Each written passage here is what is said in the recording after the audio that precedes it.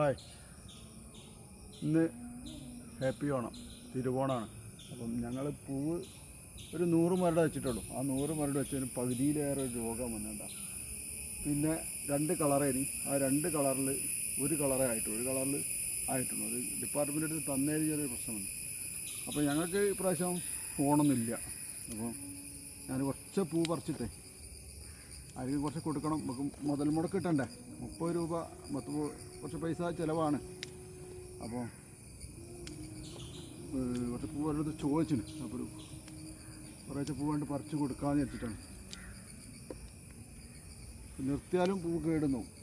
അപ്പം അത് പറിച്ച് എന്താ മഞ്ഞ ആയി വരണുള്ളൂ. മഞ്ഞക്ക് അങ്ങനെ പ്രശ്നമുണ്ട്.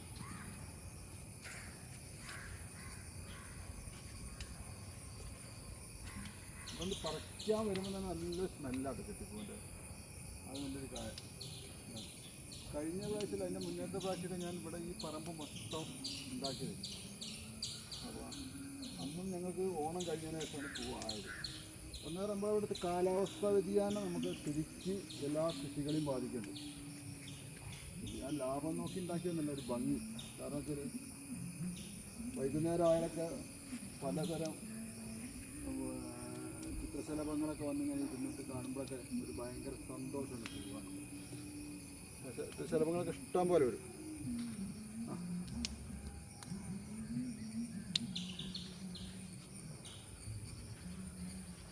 ഒന്ന് രണ്ട് ആൾക്കാർ കുറച്ച് ചോദിച്ചു പൂ വേണമെന്ന് പറഞ്ഞു. അപ്പോൾ അതിനൊരു ഇഷ്ട കളറുള്ളൂ. മുടക്ക് മുതൽ കിട്ടിയാലേ പിന്നെ ഇത് കൃഷി ഉണ്ടാക്കാനൊരു താല്പര്യം ഉണ്ടാവുള്ളൂ. ഇത് മഴ തീരെ പറ്റില്ല കേട്ടോ. മഴ ഉണ്ടെങ്കിൽ എന്താ വെച്ചാൽ ആകെ ബന്ധമായി പോകും. പൂരൊക്കെ നിറച്ച് വെള്ളം. ഈ പൂവിൽ വെള്ളം കുടിച്ചു പോയെന്ന് കുഴപ്പം വെച്ചാൽ പൂ ഒടിഞ്ഞു പോകും, വെയിറ്റ് താങ്ങാണ്ട്. ഉണ്ടോ, ഇതേമാതിരി ഒടിഞ്ഞു പോവുകയും.